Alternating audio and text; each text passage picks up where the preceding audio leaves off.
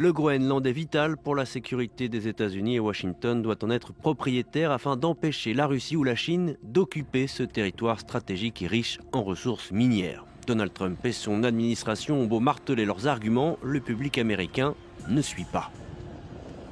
Environ 47% des personnes interrogées dans le cadre de ce sondage Reuters-Ipsos réalisé la semaine dernière désapprouvent les efforts américains pour acquérir le Groenland. 36% sont indécises. Seulement 4% des Américains, dont un républicain sur 10 et quasiment aucun démocrate, estiment que ce serait une bonne idée que les États-Unis utilisent la force militaire pour s'emparer du Groenland. Au contraire, ce serait une mauvaise idée pour 71% des personnes interrogées, dont 9 démocrates sur 10 et 6 républicains sur 10.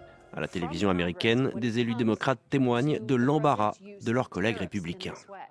Est-ce que mes amis républicains, au-delà de me dire discrètement « Marc, c'est de la folie », le diront publiquement et s'opposeront au président qui sème le chaos dans l'ordre international et qui, je dois vous le dire, ne contribue en rien à la sécurité des Américains?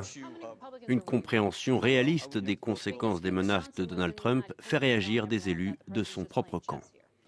Sur les alliés à qui il menace d'augmenter les droits de douane, 7 sont des partenaires dans le programme F-35, 3 ont sur leur territoire des armes nucléaires américaines et 5 ont sur leur sol une présence permanente de troupes américaines.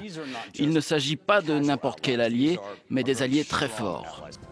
De nombreux républicains, électeurs comme élus, lassés par des décennies de conflits militaires à l'étranger, ont été séduits par des discours de campagne promettant que les États-Unis désormais éviteraient la guerre. Donald Trump apparaît dès lors en porte-à-faux.